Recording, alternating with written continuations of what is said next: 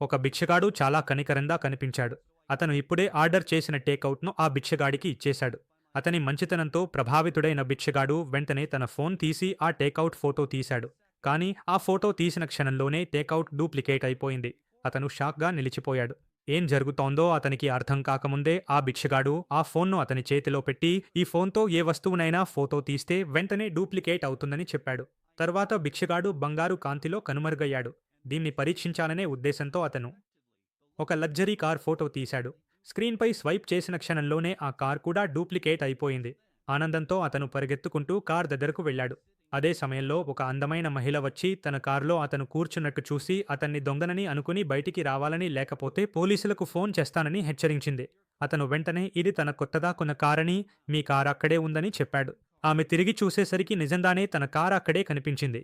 అప్పుడు ఆమె అతనికి క్షమాపణ చెప్పింది. కొద్దిసేపు మాట్లాడిన తర్వాత ఆమె ఒక భారీ జ్యువెలరీ షాప్ యజమాని అని అతనికి తెలిసింది. వెంటనే అతను ఒక బంగారు ఇందాట్ ఫోటో తీసుకోవచ్చా అని అడిగాడు. ఆమె వెళ్ళిన వెంటనే అతను ఆ ఫోటోతో ఒక డూప్లికేట్ బంగారం బాక్స్ తయారు చేసుకున్నాడు. మెరిసే బంగారు ఇన్గట్స్ చూసి అతని కళ్ళు మెరిపిపోయాయి. అతను ఇక పెద్ద ధనవంతుడిని అవుతానన్న భావన మొదలైంది. తర్వాత అతను ఆ మహిళ జ్యువెలరీ షాప్కి వెళ్లి ఆ బంగారాన్ని అమ్మాలని చెప్పాడు.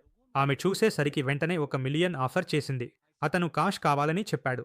ఇంటికి వెళ్ళగానే అతను ఆ డబ్బంతా నేలపై పారేసి ఫోన్తో మరోసారి డూప్లికేట్ చేశాడు.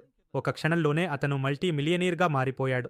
లోకంలోనే అత్యంత ధనవంతుడిగా మారాలనే ఆశతో అతను మళ్లీ ఆ మహిళను కలిసి ఆమె వాల్ట్ను చూడొచ్చా అని అడిగాడు. ఆమె ఏమీ అనుమానం పెట్టుకోకుండా అతన్ని లోపలికి తీసుకెళ్ళింది. బంగారం నిండిన గది చూసి అతని మనసు ముంచెత్తింది. వెంటనే అతను ఫోటో తీయొచ్చా అని అడిగాడు. అనుమతి తీసుకున్న వెంటనే ఫోటోలు తీశాడు.